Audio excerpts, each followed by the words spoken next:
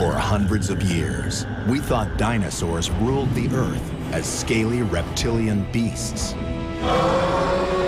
Huge lizards that terrorize the landscape. But new science is proving us wrong. And one tiny bird-like creature is dismantling our most deeply held beliefs about the great T-Rex and his ground-shaking, meat-eating brethren.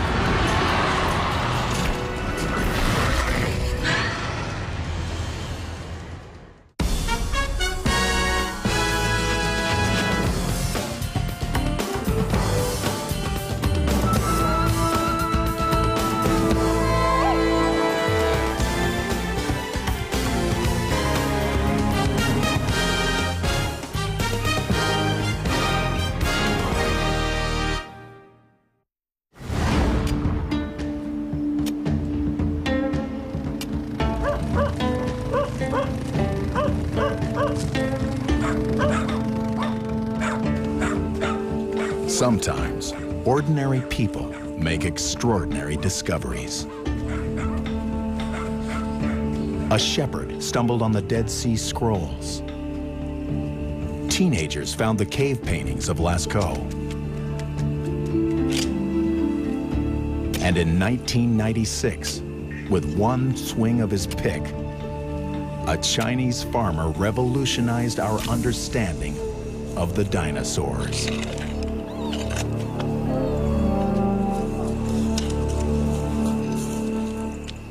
His blade struck an ancient rock. Inside, the fossil of a peculiar turkey-like creature. It was clearly a dinosaur, but the imprints in the rock showed strange new features. This dinosaur was covered with what looked like feathers. There was a buzz, there was a rumor that a feathered dinosaur had been discovered in northeast China. The find sent shockwaves through the paleo world. Immediately upon seeing it, scientists realized it was a smoking gun. Fossil evidence they never believed they would be lucky enough to find.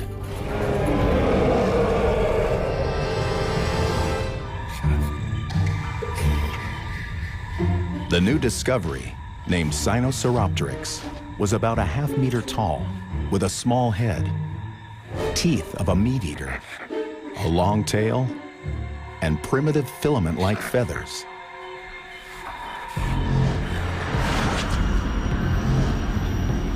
These feathers could only be seen because of the rare conditions under which they were preserved.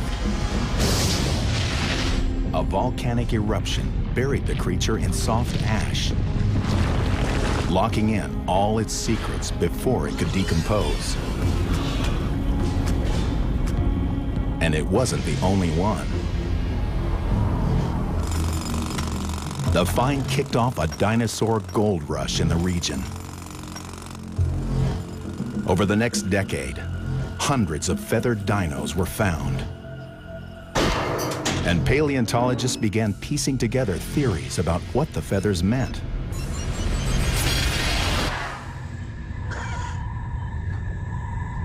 They forced an immediate shift in our perceptions of dinos.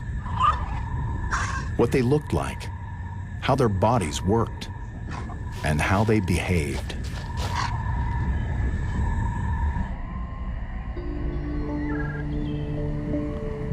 The one thing all the feathered dinos shared, they were all predatory meat eaters. The most fearsome killers in the prehistoric world. Reptile-like creatures we wouldn't expect to be covered in feathers. The implications were scientifically astounding. The possibilities, quite comical. One species in particular sparked the imagination. The most ferocious, iconically reptilian dinosaur of them all. Tyrannosaurus Rex. All of a sudden, scientists had to adjust their image of big bad T-Rex. If the relatives and ancestors of T-Rex had feathers, then it was logical to propose that T-Rex would have had some form of feathery covering as well. But what did he look like?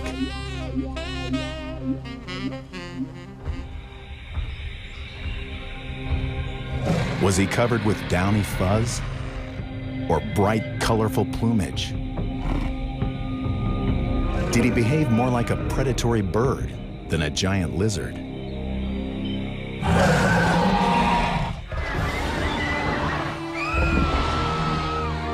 Was our dark, historical picture of him badly misguided?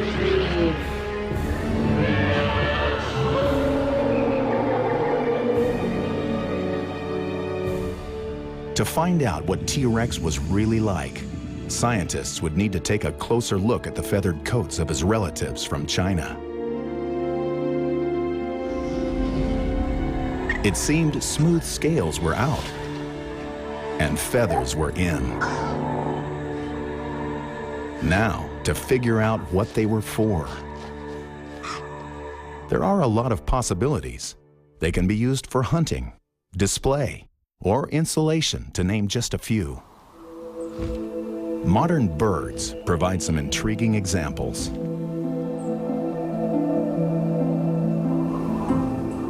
The ptarmigan, which lives in the Arctic, uses feathers for warmth and changes color each season to hide from predators.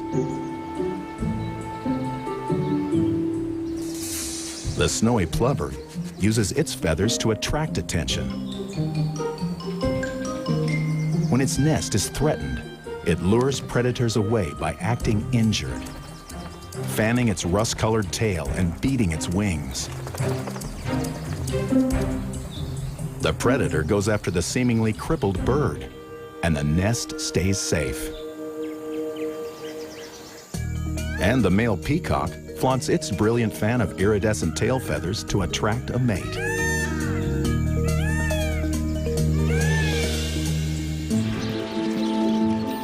These feather uses are all behavioral, but color is what makes them effective.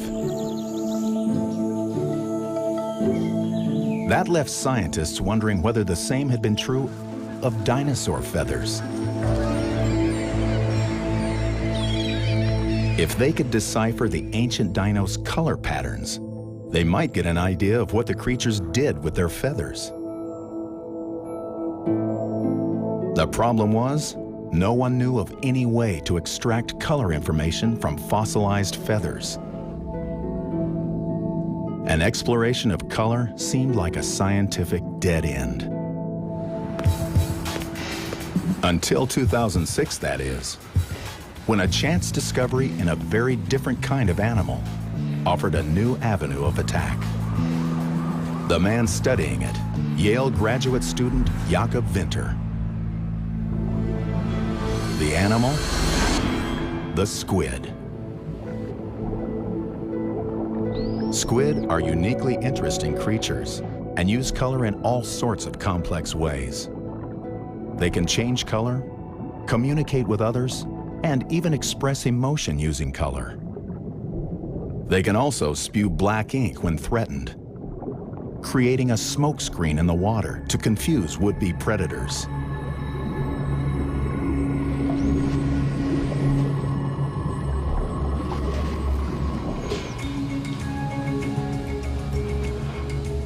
Jakob was examining a fossilized squid sample when he noticed something strange in its ink sac.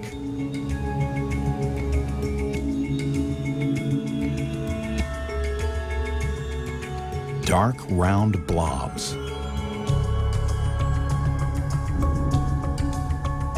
They looked like the granules of pigment that give squid ink its color.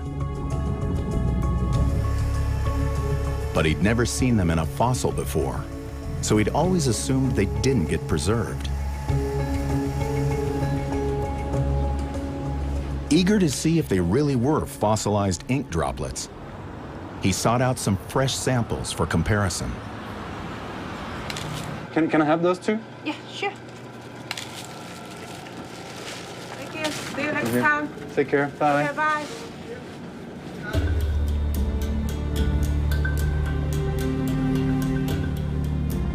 Under the microscope, Jakob saw a perfect match between the fossilized pigment and the pigment from the fresh samples. These squids are about 200 million years old. So it came as a big surprise when we looked at these fossilized ink samples and realized that they look exactly like the modern squid ink. The magnitude of his find hit hard. If squid fossils held color, other fossils might as well. Jakob knew feathers contained pigment in tiny, durable containers called melanosomes. He wondered if they could survive fossilization. Then I was thinking about dinosaurs. Maybe we can put colors on a dinosaur with this sort of discovery. Or, more specifically, the fossilized feathered dinos. Suddenly, the squid man had become a dinosaur hound. But if he was going to transform the field of paleontology, he couldn't do it alone.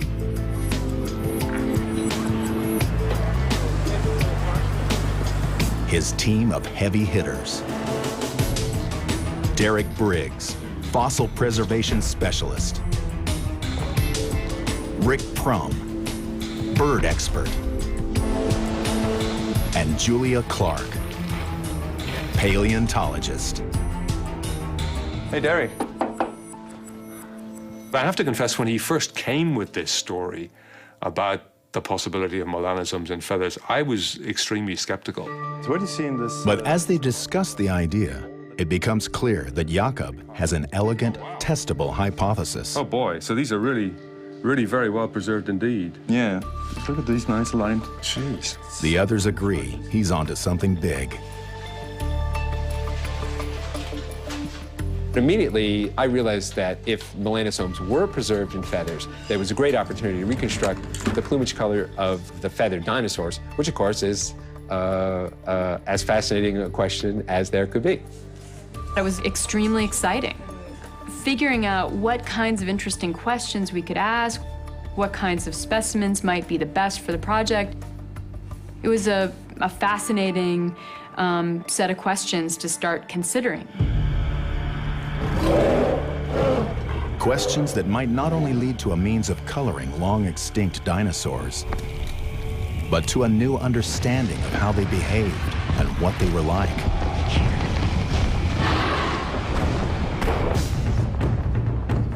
To make it all happen, they'll need to gain access to a precious feathered dino sample. And for that, they'll need to go to China.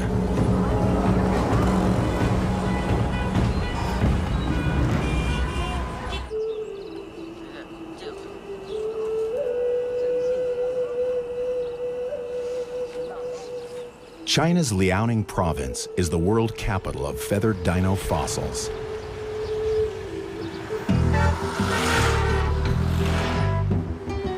It's here that Jakob Winter, Derek Briggs, Rick Prum, and Julia Clark hope to find a rare sample they can use to bring a dinosaur's color back to life. That's a good one. 2 days of traveling gets them to the capital city of Shenyang, where they meet up with Chinese paleontologist Gao Keqian. How you doing? There you go. But the long trip is only the beginning of their journey. Once in Shenyang, they must navigate the tricky waters of Chinese dinosaur politics. There's a lot of interest in these materials, and gaining access and negotiating collaborations is always a big part of doing science in China. To that end, their first appearance is at a lavish dinner to pay their respects to their Chinese hosts. Small gift. Yeah.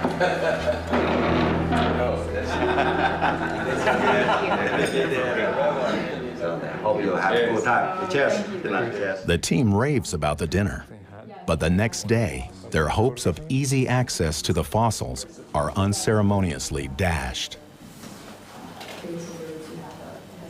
When they arrive at the local museum, the curator refuses to let them take samples. He's worried their technique will damage his specimens. The kind of work we do involves taking samples of spectacular specimens. And inevitably, a curator's job is to ensure that his material is kept pristine and beautiful. So that's inevitably a little bit of a challenge.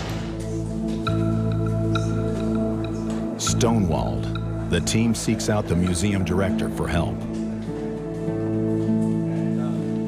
After some political maneuvering, he overrules his curator and agrees to give them one special sample from the back.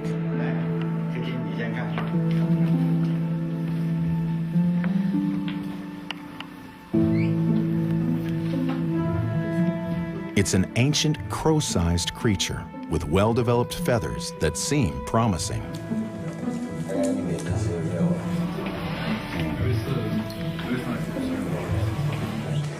Thank you. But as they take turns examining it, their excitement turns to concern. Some of the feathers look like they've been artificially enhanced. The feathers have been painted in a really very skillful way onto the surface. So when you look at the specimen as a whole, it looks very real. But once you see them under the lens, it's perfectly obvious where it's real and where it's not. Touching up fossils for display purposes is quite common, and a far cry from the all-out fakes that disreputable dealers often try to palm off to inexperienced buyers. But for the team, the enhancement makes large sections of the creature unusable.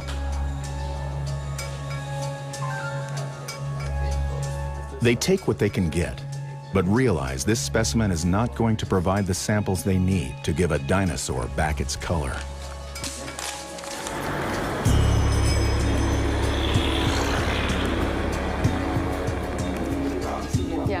Fortunately, their dinner diplomacy provides another lead. Yeah, when was it founded? Julia Clark.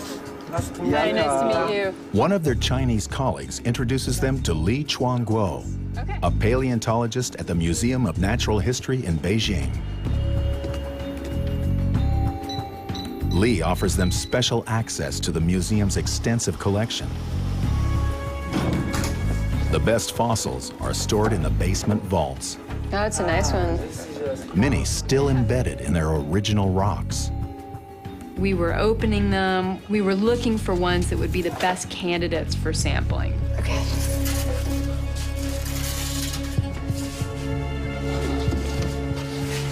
You want to go straight back, Jakob? Yeah, a little bit. Yeah, that's good. Amid the jumble of ancient rocks and bones, one creature stands out. Wow. There's some well-preserved feathers. It's not Microraptor, is it?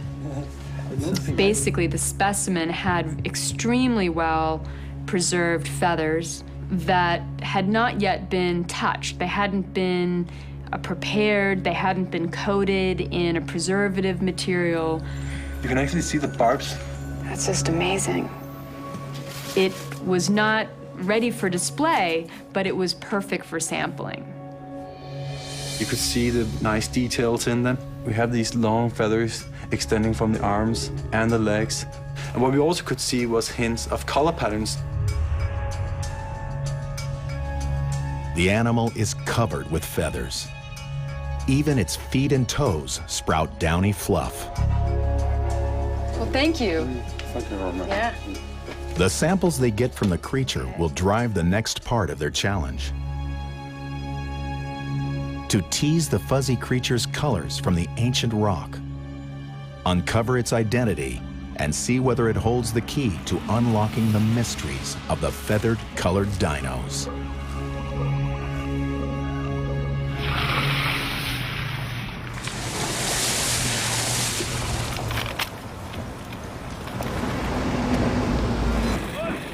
The team leaves China with high hopes of unleashing color onto the ancient dinosaur world.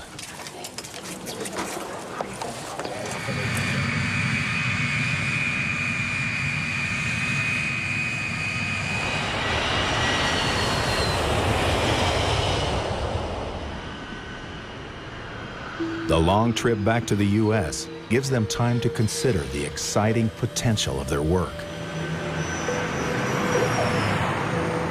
If they can isolate the fossilized dino-melanosomes, they may soon be able to turn fantasy and imagination into colorful fact.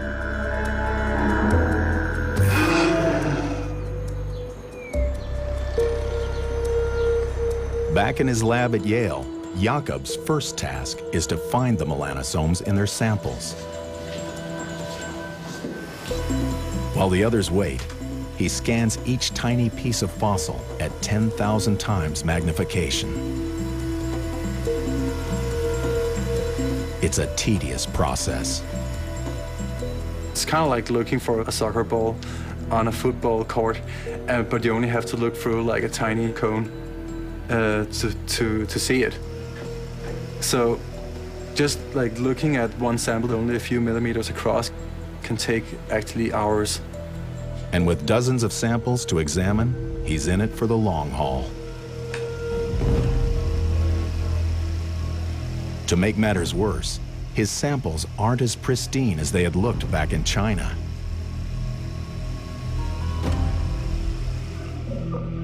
Because a fossil is a flattened 2D representation of a 3D animal, he's struggling to separate out individual feathers to analyze. It didn't look like a slam dunk. We were unsure whether we'd have melanosome preservation at all in the sample. So you have to say we were crossing our fingers and hoping for the best. It wasn't a sure thing. While Jakob wrestles with the melanosomes, Julia turns her focus to the identity of their fossil. If she can figure out what it is, she might be able to shed light on why it had feathers in the first place. Cross-referencing it with other feathered dinos, she realizes it's Anchiornis huxleyi, a chicken-sized meat-eater with a toothed beak. Strange long feathers on its arms and legs, and the bizarre fluff between its toes and on its feet.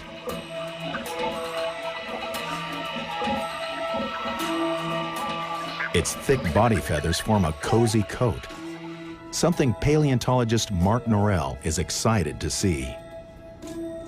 Mark believes the feathers are indicators of a colossal shift in dinosaur physiology, a shift from cold-blooded to warm. I think that keeping warm is a big part of the evolution of feathers. I'm not saying that they were warm-blooded in the same sense that modern birds are, but they're on their way to becoming warm-blooded. A change from cold-blooded to warm meant the dinos were probably becoming more active with a higher metabolism, acting more like fidgety birds than lazy reptiles. Mark's theory flies in the face of conventional wisdom that dinosaurs were reptilian, but it's based on some compelling evidence. In 2004, he and a colleague discovered a tiny bird-like dinosaur fossilized in an incredibly lifelike pose. It had its head tucked between its body and its arm, and in the same exact position that living birds tend to sleep in. And the reason that birds do that is because they're warm-blooded. You're able to maintain heat that way.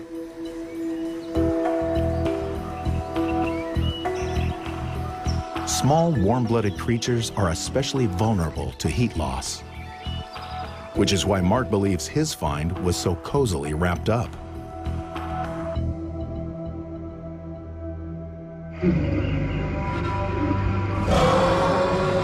But what about the big guys? Would T-Rex and his plus-size compatriots also have needed a full, fluffy coat to keep warm?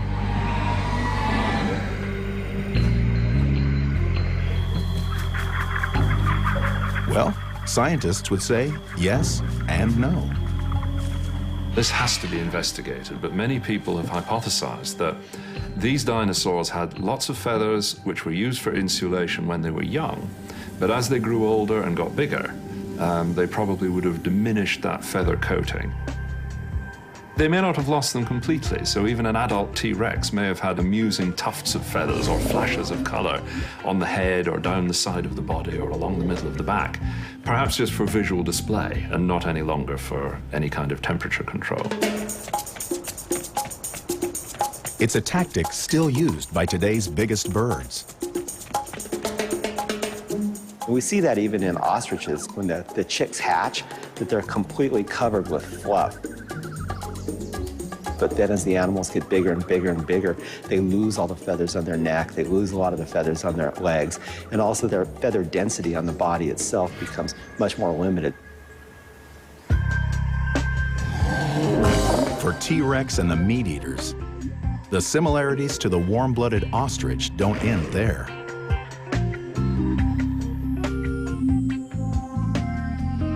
Other fossilized remains are revealing some other very bird-like and surprisingly endearing behaviors.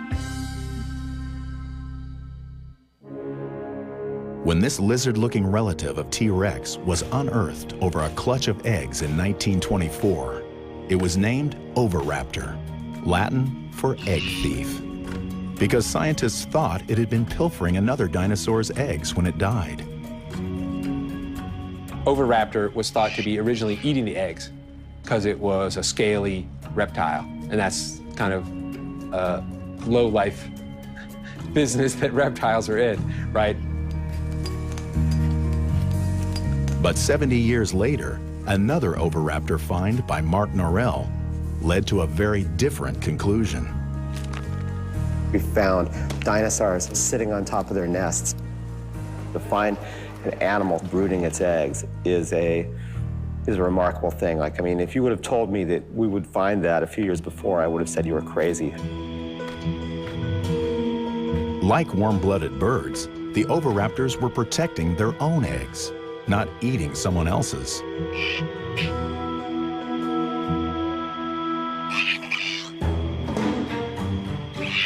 Even more shocking, some scientists believe many of the nest sitters were male, and that males played an important role in brooding and raising the young, just like ostriches.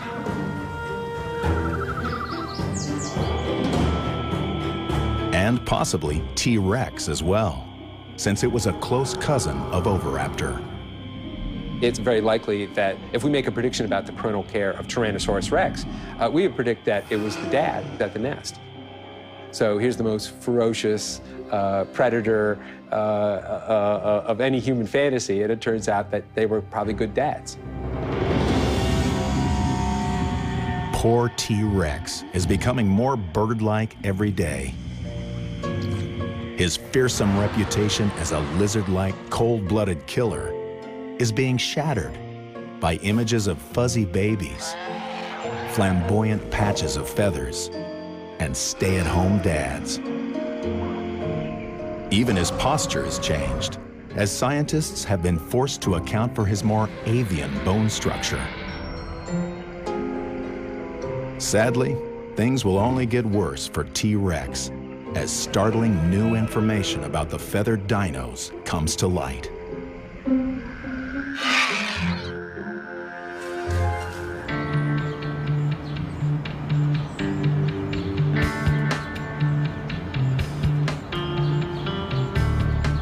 New dinosaur color revelations are emerging from New Haven, where the Yale team is starting to make some real progress on the hues of Anchiornis's coat.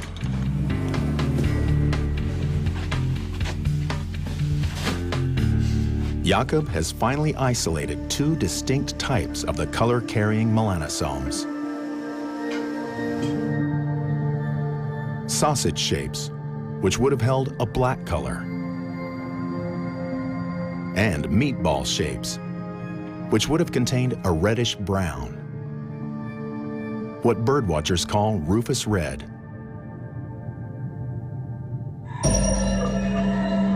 It's a big day for paleontology. 160 million years after Anchiornis was fossilized, the team has discovered the first physical pieces in the jigsaw puzzle of its color. Jakob has proven that dinosaur colors can be resurrected. But the news isn't all good. The colors he's isolated are only from a few spots on Anchiornis' body. And he's run out of samples to test.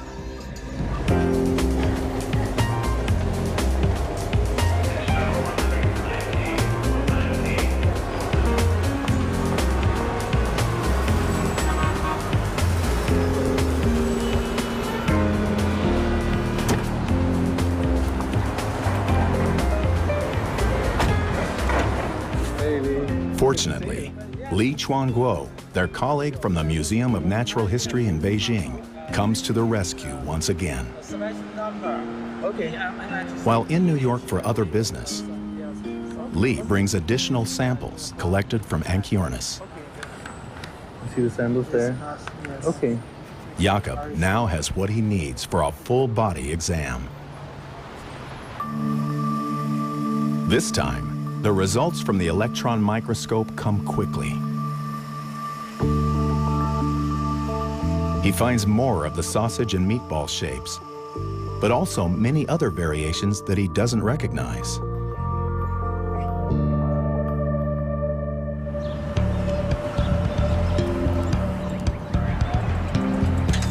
Serendipitously, one of the world's leading melanosome specialists has just spent some time at Yale. Hey, man.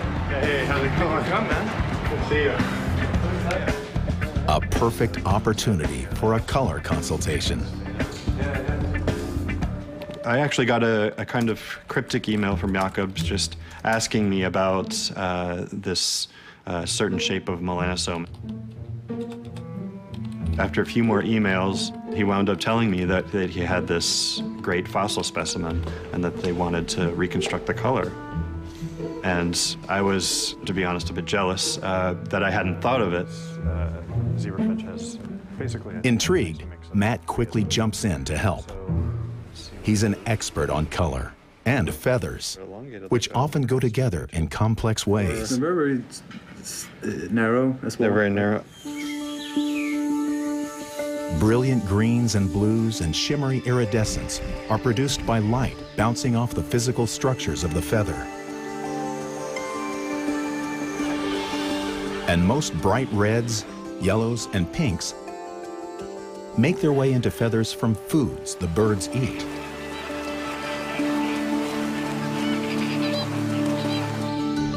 The colors stored in melanosomes tend to be the more earthy tones. So Matt focuses his attention on those. Using his one-of-a-kind database of melanosomes and their corresponding colors, he confirms the black and reddish brown and begins to decipher the other shapes Jakob has found. There's actually this gradient. We found this intermediate between the sausage and the meatball. And then that appeared to be associated with a gray color. As Matt spits out colors, Jakob begins mapping where they belong. That was like the Cretaceous feather that we looked at, the striped feather. It's a crude paint by numbers of the ancient fossil. But it's beginning to reveal amazing patterns of color, including speckles on the cheeks, stripes on the arm feathers, spots on the legs, and the biggest surprise of all, a truly debonair hairpiece. We found support for black, gray, brown, brownish red. But what I think is more exciting to me is that these were patterns. Like, we could find out that the rufous color, the reddish color, was on the head. And that's interesting because that says that it was actually using these feathers for display. It was showing off its feathers to its fellows. If Anchiornis was showing off for his neighbors, it means they must have been able to see what he was displaying. Turns out, we think they could. Without ever looking a dinosaur in the eye, scientists have made some interesting deductions about what the creatures saw.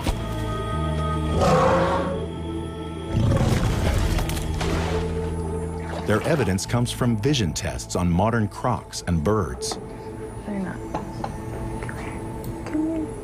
Many croc species have a proven ability to recognize colors. And birds have very keen color vision as well. They share the same 4 color receptors in their eyes. So, genetically, scientists can predict that those receptors were present in their ancient common ancestor.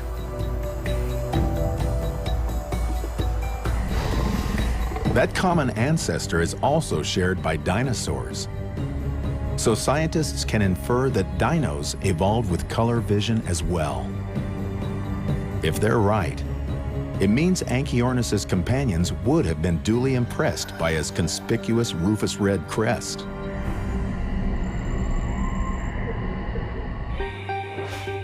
Feathers may have evolved for temperature control, but other, more visual uses would soon have followed.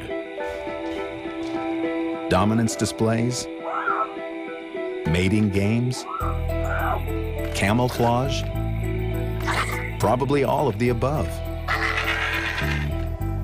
And if the team's color work pans out, the colors and patterns of Anchiornis and the other feathered dinos will reveal just how they did it. But just as they begin the final stage of the recolorization, another find uproots the dinosaur family tree yet again.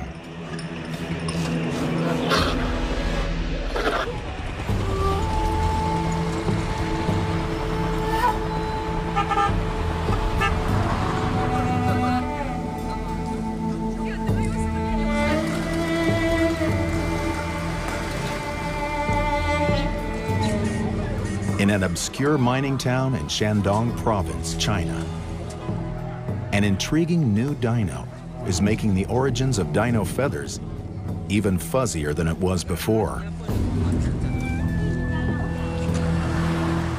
For years, it sat unexamined in a private collection until its owner turned it over to a museum.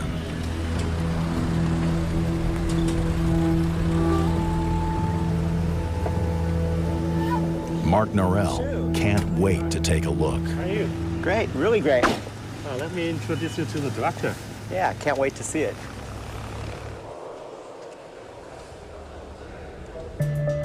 The new find is Tianyalong, a small bipedal dinosaur covered in primitive bristle-like filaments. The first specimen reveals long bristles on the throat, along the backbone, and at the base of the tail.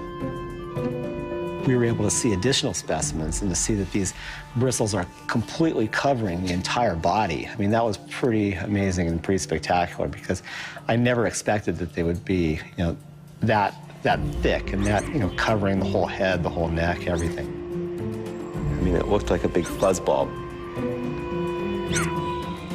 Interesting. But given the huge number of feathered, fuzzy, and filamented dinosaurs that have been found, it doesn't seem like much of a revelation. Until paleontologists realize where it stands in the dino family tree.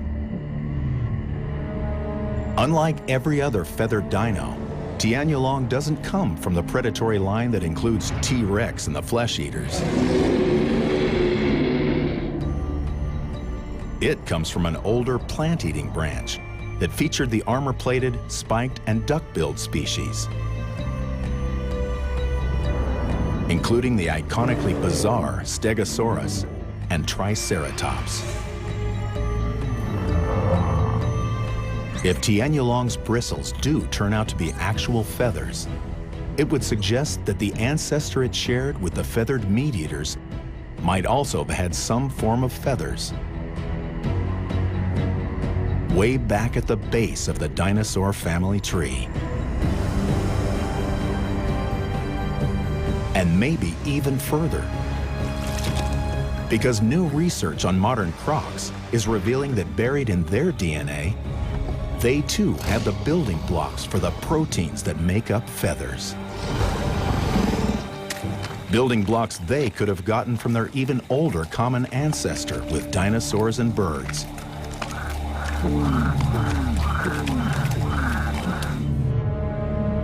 It's a stunning new window into the earliest days of the dinosaur, and indicates to a growing number of scientists that all dinosaurs may have had some form of feathers.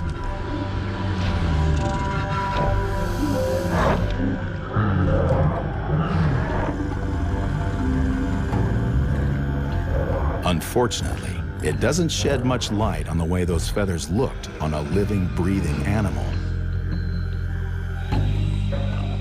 Little Anchiornis is still the great hope for that.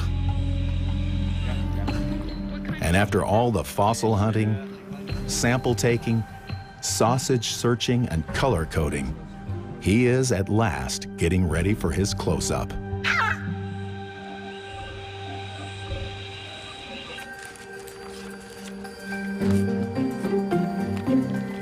The team at Yale calls in world-renowned bird artist Michael DiGiorgio to bring him to life. I got a phone call from Rick. He says, I have a really cool project for you. And I said, sure, sounds good. What is it? And I thought it was some type of project with a bird. And then he told me that it was a dinosaur. This is uncharted territory.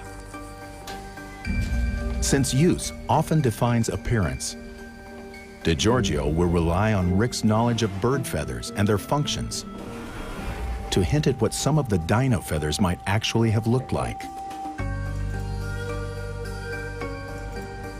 The thick body feathers, most likely for warmth. This is from a great gray owl, a northern forest Arctic owl that lives in places that are really cold. And so underneath the contour feathers of the plumage, he has a whole layer of downy feathers that provide beautiful insulation. The red crest, probably for display. Now, this is an example of a male great curassow. These feathers are a little stiffer and slightly curly, a little more specialized than we would see in Anchiornis huxleyi, but still an example of a prominent crest on a living bird, and probably functions in courtship display and signaling. But the long, spangled arm and leg feathers are not as easy to decipher. And the foot feathers are still downright bizarre. One of the biggest surprises was the foot, the way the feathers came off the foot, which is amazing. Why would feathers, it seems like they would get in the way, right?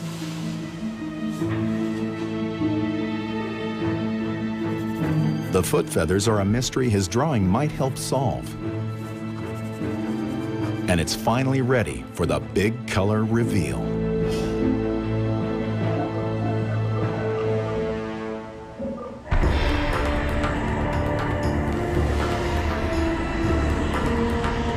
For the first time in more than 150 million years, a dinosaur will be seen in its original colorful coat.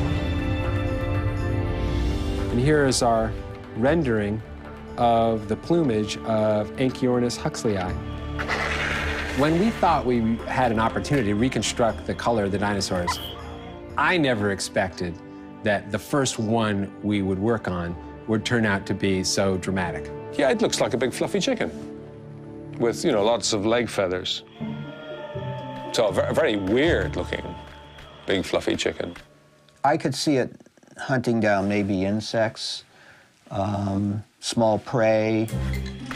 Probably was quite a quick creature based on the size of the legs. And if I had to pick a living bird that this looks the most like, it reminds me of a roadrunner. Taken together, the feathers and colors provide some fascinating clues about how Anchiornis acted. They might circle around each other and size each other up, and maybe it flares up its feathers to display these patterns. It might be a brief skirmish, and then one of them runs away. We know Anchiornis wasn't airborne because its feathers were not aerodynamic enough for flight. But they certainly looked like they were heading in that direction. I'll be opening up a can of worms if I say it goes up in the trees and then flaps down. But you would think that maybe it would at least soften the landing if it jumped out of a tree. It does have actual fingers, so it probably could climb very well. And I could see it sailing from one location to another. This thing might have been useful in gliding, but if they did glide, they were certainly at a very early phase of aerodynamic function. It's a theory worth further investigation.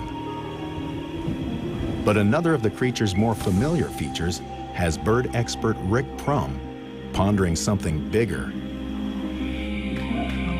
The detailed patterning of its black and white feathers.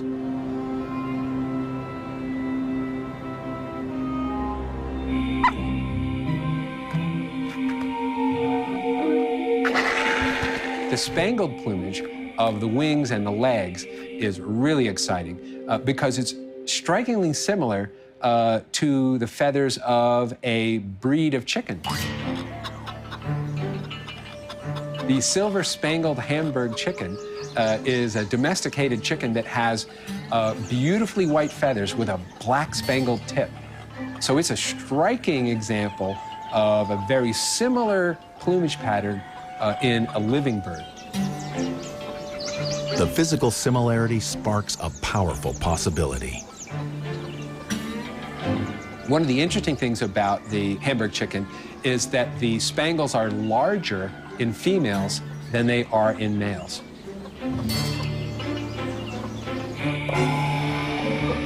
If the same was true of Anchiornis, a pattern comparison of additional specimens could help reveal which were males and which were females. Something notoriously difficult to determine from dinosaur fossils. It could work on other dinosaurs as well, if enough samples can be found and analyzed. Who would have thought a mere chicken might provide such a windfall?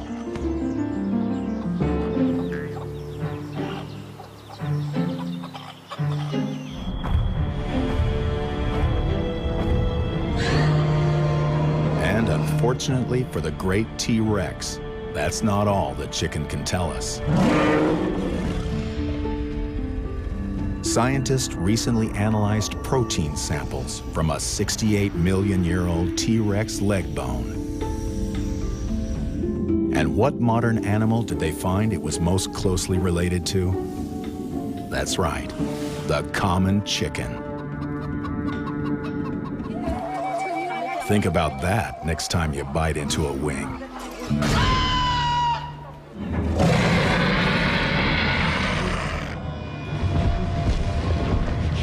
After centuries at the sinister top of the reptilian predatory food chain, T-Rex can fall no further.